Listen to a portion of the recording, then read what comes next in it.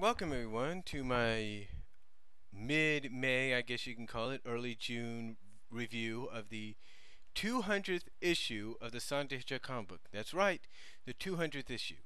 Now, first of all, let me say I don't have the issue in my hands particularly, nor did I receive it in the mail yet, but I was able to read it off a certain site. I'm not going to say what that site is right now because I think a lot of you pretty much have an idea of which which site that could be. But anyway, getting into the review. Now, we kind of continue off with the 5 pages, the 5 preview pages left us. You know, where the confrontation between Sonic and Robotnik are going on, and they're reminding each other of what they've done and what they did and accomplished, and so on and so forth. And so, anyway, the fight continues. Eggman tries to get the upper hand at times, almost does. Sonic is able to finally cut Eggman's egg robot down to size, you know, kind of weaken it a little bit by taking out the legs, you know.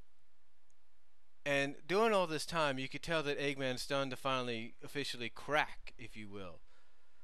He's starting to, say things in ways that don't make sense. He's starting to say things like, boy, can't just, boy, stupid rodent, things like that. And, he's basically starting to make no sense. And this is especially when Sonic starts beating down on the Eggman, on the egg robot. And he's telling Sonic, no, I won't let you do this, not again, blah blah, all that. And then finally Sonic, and then he keeps saying this until finally Sonic is able to hit the final blow. And as Sonic hits the final blow, everything just falls apart.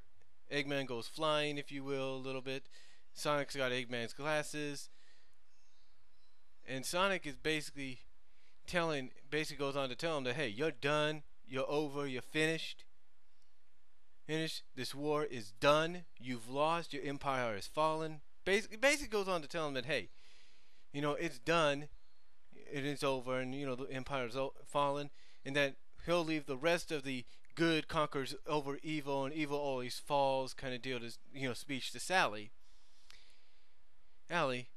And then that's when Eggman basically gets on his knees, if you will, looks up and just screams insanity, if you will, or into insanity. He goes, and he just starts making no sense. He starts going a little crazy. Sonic's wondering what's going on. Sonic's like, Eggman, yo, Doc Robotnik, you okay? And Eggman's swinging wildly, throwing things, I think, at Sonic, just, not making any sense. Where he's going, Hedgehog, he's just not making no sense. And then all of a sudden, here comes Sally to tell Sonic that, to kind of tell Sonic, or apologize to Sonic for taking so long, because it took Mighty Armadillo, that is, and Bunny Rabbit a little longer to pry open the doors. But as she comes in to tell Sonic this, she looks down and sees at the same time Eggman basically flipping out. And she asks Sonic, what did you do to him? What happened? And Sonic goes on to explain, hey, I just beat him as I usually do, and then this. And then here comes Snively. He comes in and says, no, Sonic, you didn't just beat him. You did something that was expected. You finally broke him. Basically, and what Snively goes on to say is that despite the fact that, 10, 15 years ago, Snively goes basically on to say that despite the fact that 10, 15 years ago the world fell to his uncle, Dr. Eggman / Robotnik, depending on which Robotnik Eggman you talk about, because remember what the Zone Cop said in 197 about both being similar in lifestyle and everything. Snively goes on to tell Sonic that, hey, despite the fact that the world fell to him in a matter of moments, 10, 15 years ago, and despite the fact that he is a genius capable of inventing amazing things to help him conquer the world, that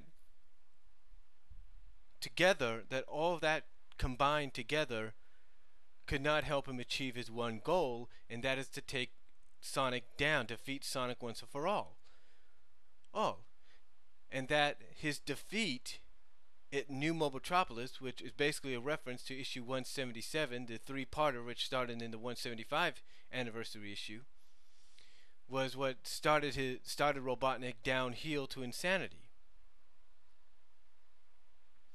And so basically now Sally wonders what do they do now, and Snively just says now you can just go home and celebrate your victory because you have finally won the war. You've done what you've come to accomplish to do. You've beaten my uncle. You've drove him into insanity. It's done. You've won. Go in peace, if you will, and leave me, as Snively tells him, to take care of his blithering uncle now, or his cracked uncle. He didn't call him blithering, but just take care of his poor uncle. And then at the same time, when he says this, here comes the Chaotix and the Freedom Fighters and Knuckles asking, "Did we hear right? Is it over?" And Sonic and Sally and Sonic confirm it, and they say, "Yes, it is. It's done." And then Sally basically tells Nicole, "Nicole, did you hear that?" And did you hear that? And Nicole said, "Yes, I have." And so did everybody in New Mobotropolis because they got the communication deal going, and that because everybody else in the city heard it, in New Mobotropolis heard it, they are dancing in the streets. You see all the characters there. You see Ash and Mina dancing. I think Sonic's parents are dancing. You know, anybody that's probably anybody is dancing there. You know, because the war is over. You know, and but however though, Sonic is not so happy about it being over. I mean, he is happy and everything, but the way he acts is, it's like, yeah, I'm happy. I'm probably just a little pooped after kicking his ass, kicking Robotnik's ass and everything. But it's like he basically is like, but and finally when he's alone with Sally, he says, you know, this is not exactly how I pictured, finally defeating Robotnik and winning the war. And that now that it's over, what do I do? What can I do? And Sally says, hey, that in itself is an adventure, moving on and going forward. Basically, she's telling him, trust me, it's an adventure in itself, trying to figure out what to do next, basically moving on and going forward. Because she knows some experience if you catch my drift there. So basically everybody, is celebrating in the city, and the Freedom Fighters, the Chaotix now are leaving to go back to the city, all happy and jubilation. You see everybody just cheering, big smiles on their faces.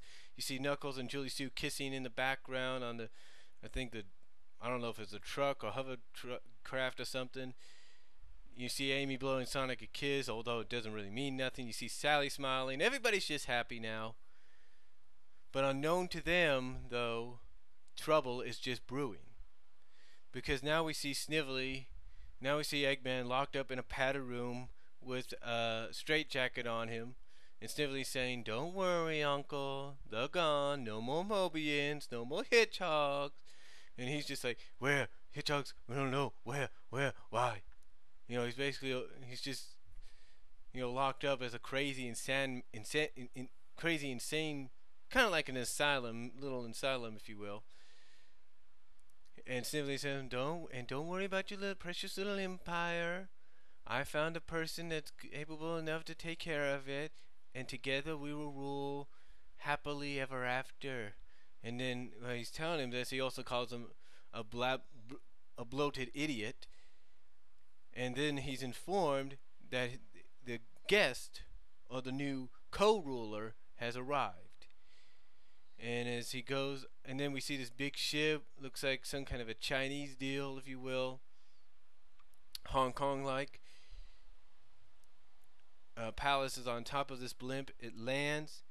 Snively says, ladies and gentlemen, tells Dimitri and Lena Da and the Dark Legion to behold the new masters, to behold the person that has done more than probably my uncle has done. Behold the Iron Queen.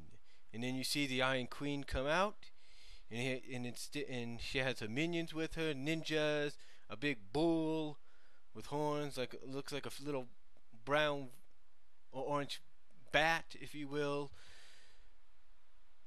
And basically, as I said, this is just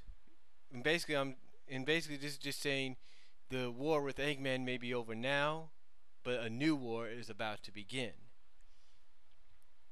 And in all honesty, I don't really think this is the end of the Eggman war with Sonic. Because let's not forget what happened after issue 50 and then 25 issues later after that.